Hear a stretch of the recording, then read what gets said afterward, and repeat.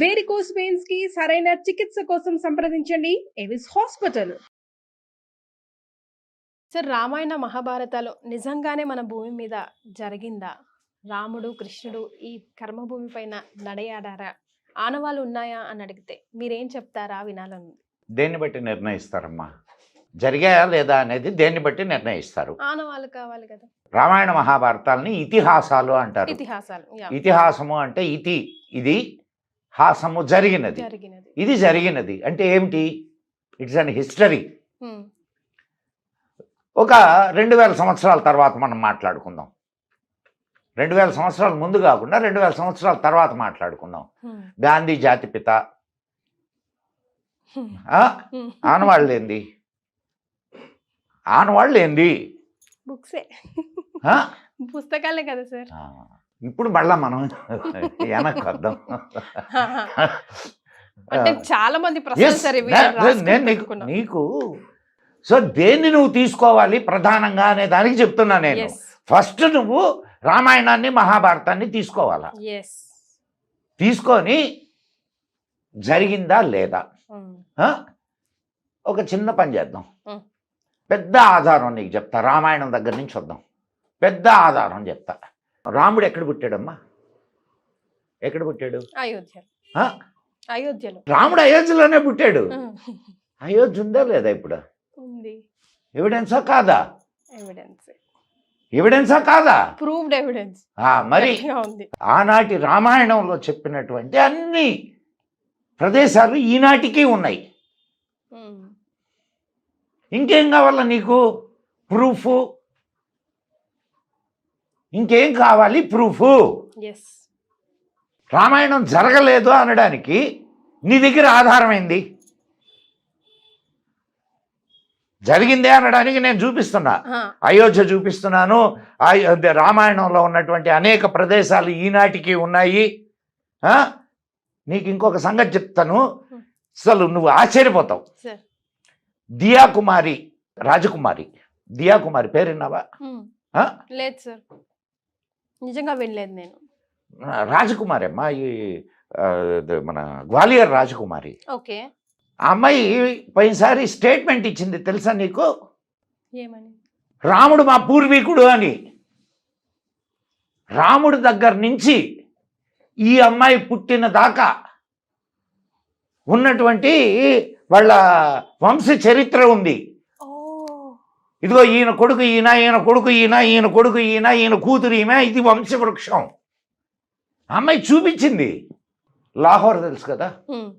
లాహోర్ ఎట్లా అంటే పాకిస్తాన్లో ఉంది ఇప్పుడు. లాహోర్ ఎట్లా ఏర్పడిందో తెలుసా నీకు? శ్రీరామచంద్రుడు కుమారుడు లవుడి పేరు మీద ఏర్పడింది లాహోర్. సో నీకు రామాయణము నేటికి వాళ్ళ వారసులు ఉన్నారు అన్నట్టు వాళ్ళు ఉన్నట్టే కదమ్మా. అంతే కదా. As simple as that. అమ్మాయి కోర్టులో చెప్పింది, నేను చెప్పడం కాదు ఇది. రాముడు అక్కడే పుట్టాడు అన్నదానికి నమ్మకం ఏంది? అసలు రాముడు ఉన్నాడు అన్నదానికి నమ్మకం ఏందని అంటే ఆ అమ్మాయి కోర్టులో చెప్పింది. అండ్ మీడియాను పిలిచి అవన్నీ చూపించింది. ఏది వాళ్ళ వంశవృక్షాన్నంతా. ఇంకా చాలామంది మేము లవకుశుల వారసులు అని చెప్పుకునేటటువంటి వాళ్ళు ఉన్నారు. ఒక ట్రైబల్ ఉంది తెలుసా నీకు? ఇది విన్నాను సార్. మరి ట్రైబల్ ఉందని విన్నావు? మా పూర్వీకుడు రాముడయ్యా అని అంటే కాదనడానికి నువ్వెవరంట? Right. Ramayanam proved. I'm satisfied. ఉన్నాయి. ఇప్పుడు రామాయణంలో చెప్పినటువంటి నదులు ఉన్నాయి, ఊళ్ళు ఉన్నాయి, ప్రదేశాలు ఉన్నాయి, అన్నీ ఉన్నాయి. అన్నీ ఉన్నప్పుడు రామాయణం జరగలేదని చెప్పడానికి నీకున్నటువంటి ఆధారం ఏంది? నేను జరిగింది అని చెప్పడానికి ఇన్ని చూపిస్తున్నా. రైట్. ఇంకొక దీనికి వద్దాం. ఇది భారతానికి వద్దాం.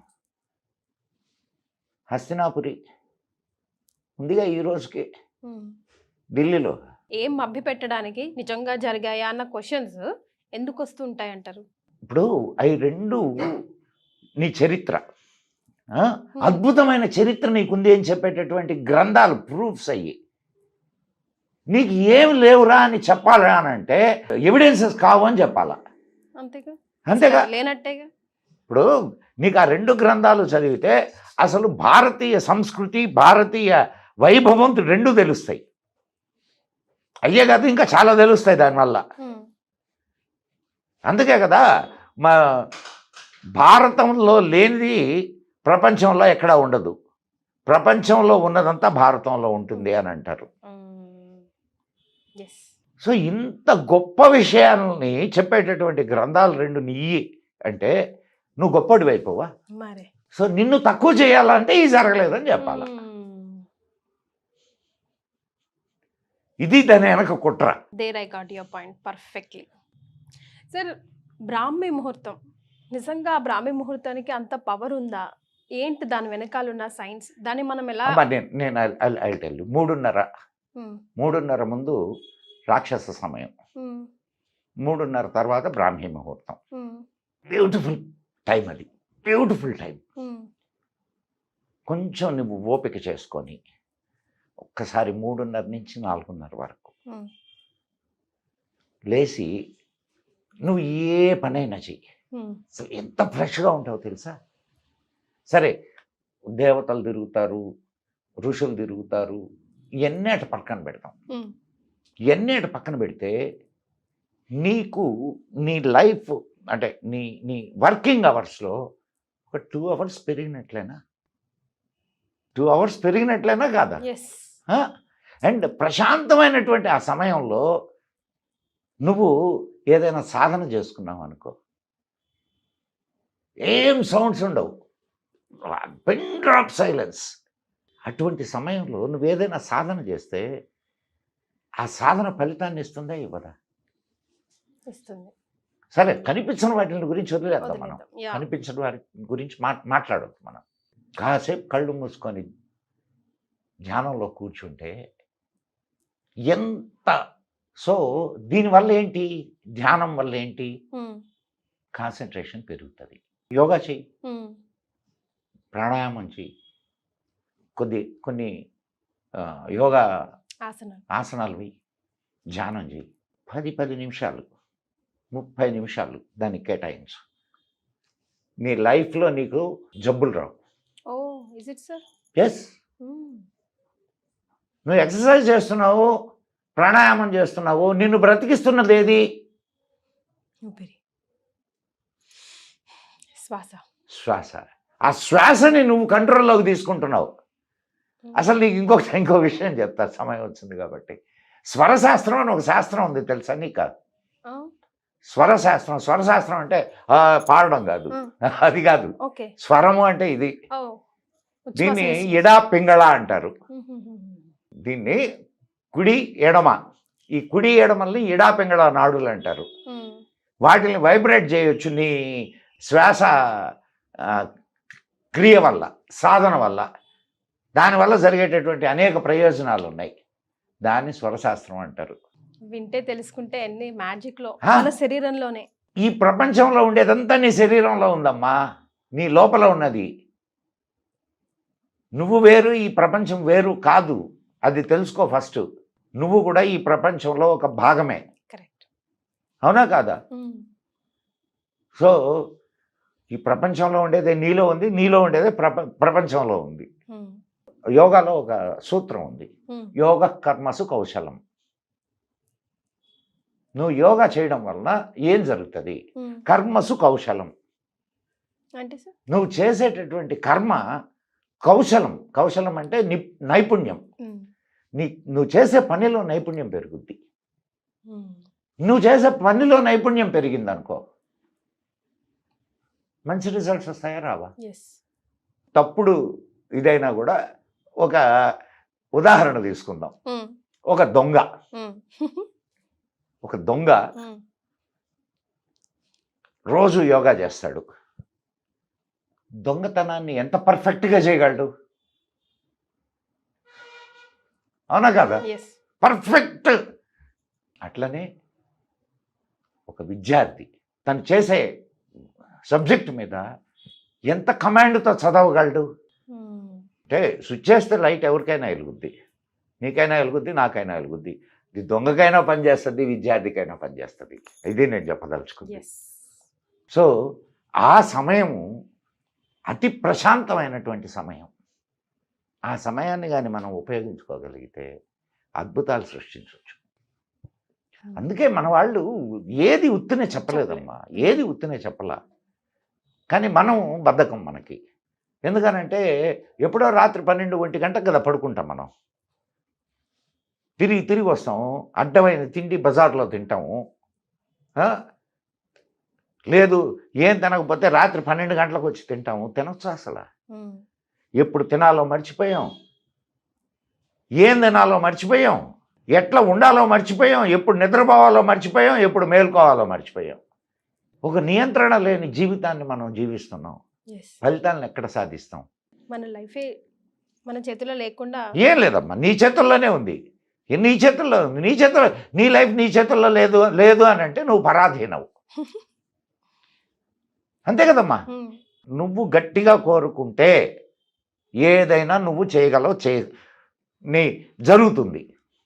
కానీ అంటే నీ సంకల్పం గట్టిగా లేదు అని చెప్తున్నావు నువ్వు. మన చేతుల్లో లేదు సార్. ఎవరి చేతుల్లో ఉందమ్మా? నీ జీవితం నీ చేతుల్లో కాక ఎవరి చేతుల్లో ఉంది చెప్పు నాకు. కాదు సార్, ఇప్పుడు సండే మండేలు మనకు కావని తెలిసిన గుడ్డిగా అందరూ ఫాలో అవుతుంటే మనము ఫాలో అవ్వాల్సి వస్తుందా లేదా? ఆదివారమే నాన్ వెజ్ డే అయిందా లేదా? చేయబాక. ఎందుకు ఫాలో కావాలి నువ్వు? నలుగురితో నారాయణ సరిపోయా. సో నువ్వు నీ జీవితాన్ని నీ కోసం జీవించడం లేదు, నలుగురి కోసం జీవిస్తున్నావు. అవునా కదా? అంతే. నేను నా జీవితాన్ని నా కోసమే జీవిస్తా, నేను నలుగురి కోసం జీవించను. ఎస్, నలుగురి కోసం నా నాలెడ్జ్ని ఇస్తా, కానీ వాళ్ళ కోసం నేను జీవించను. నా జీవితాన్ని నేను జీవిస్తా, నాకు కావలసినట్టు జీవిస్తా. Right. We will also try to walk in your footsteps. Sir, మంత్రానికి చింతకాయలు రాలుతాయి అంటారు. రాలుతాయి. ఎస్, మంత్రానికి అంత పవర్ ఉందా? మనం ఏదైనా ఉంది లేదు అనే ముందు ఉంది అనడానికి కానీ లేదు అనడానికి కానీ నువ్వు ఒక నిర్ధారణకు రావాలన్నా పర్లేదా? రావాలి. అంటే నువ్వు లేదు అని చెప్పావు, లేదు అని చెప్పడానికి ముందు నువ్వు ప్రాక్టీస్ చేయాలా పర్లేదా? ఇది ప్రాక్టీస్ చేసి ఇదిగో ఇది చింతకాయలు రాలే మంత్రం లేదు, ఊరికే చెప్తున్నా, ఇది చింతకాయలు రాలే మంత్రం అని ఎవడో చెప్పాడు. ఆ మంత్రాన్ని తీసుకొని ఇది వాడు ఇంత సాధన చేయి ఇంత చేయి ఏదో ఉంటాయి కదా, అంత సాధన చేసి రైట్ మంత్రానికి చింతకాయలు రాలుతాయి అనే దానికి కూడా ఉంది ఇది. సో ఫస్ట్ మనము అది నిజమా కాదా అనేది మనం దాని మీద ఒక నిర్ధారణకు వచ్చి అప్పుడు మాట్లాడాల. అండ్ మంత్రము అంటే ఏమనుకుంటున్నావు? పఠించవలసినది. మననాత్ ఇది త్రాయతే మంత్ర. మననం చేయడం ద్వారా నీకు మార్గం చూపించేది మంత్రం. కానీ సార్, అందరికి ఒక్కటే రిజల్ట్ ఇస్తాయా?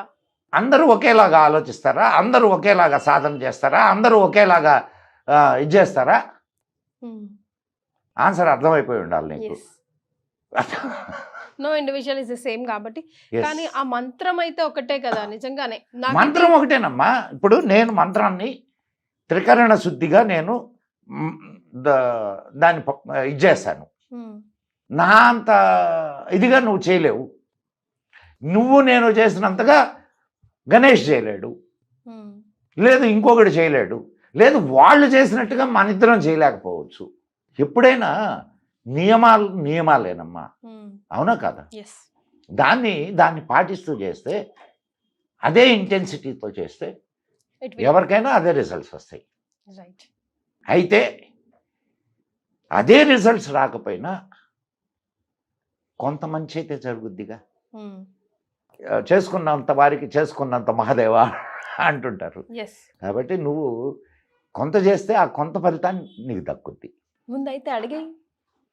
సో అడిగి మంత్రంలో ఏముంటాయి అమ్మాయి? అక్షరాలేగా. అక్షరము అంటే అక్షరము, అక్షరము, క్షరము అంటే నాశనము, అక్షరము నాశనము లేనిది. అక్షరం అంటేనే నాశనం లేనిది. అక్షరాల్లో కూడా బీజాక్షరాలు ఉంటాయి. బీజాక్షరాలు నీ శరీరంలో ఉన్నటువంటి, ఇప్పుడు నీకు ఒక it's all depends on the sound energy అమ్మ. ఇప్పుడు ఈ టాపిక్ నేను తీసుకున్నానంటే ఇంకొక 2-3 గంటలు నీతో నేను మాట్లాడాల్సి వస్తుంది, కాబట్టి నాకు అంత ఓపిక లేదు. సౌండ్ ఎనర్జీ, సౌండ్ నీ మీద పనిచేస్తుందా లేదా? చేస్తుందా? చేస్తుంది కదా, ఒక గ్యారెంటీయా? Yes, your right. ఇప్పుడు నేను నిన్ను తిట్టా, నీకు బాధ వేసింది, నిన్ను పొగిడా, సంతోషం వేసింది. 2 సౌండేగా, 2 సౌండేనా కాదా? ఒకటి నీకు బాధ కలిగించింది, ఇంకోటి అట్లనే కొన్ని అక్షరాలు నీకు మంచిని చేస్తాయి, కొన్ని అక్షరాలు నీకు చెడుని చేస్తాయి. ఆ మంచి చేసేటటువంటి అక్షరాలు ఏవైతే ఉంటాయో వాటిని నిక్షిప్తం చేసి మంత్రాలని తయారు చేశారు. ఓం నమ శివాయ. ఈ మహా గ్రంథాలయం నుంచి ఈ రోజు నాకు మీరు ఇచ్చిన అబ్బా. సమయం, మీ ఓపిక నుంచి అమ్మాయి గ్రంథాలయం నాకు లేదమ్మా. మాత్రం అదే సార్, నేను తీసుకోవాల్సిన సారాన్ని తీసుకోగలిగాను. మా సుమన్ టీవీ ప్రేక్షకులు ఎంతో అదృష్టం చేసుకున్నారు ఈ వేళ అనిపిస్తుంది సార్. Thank you.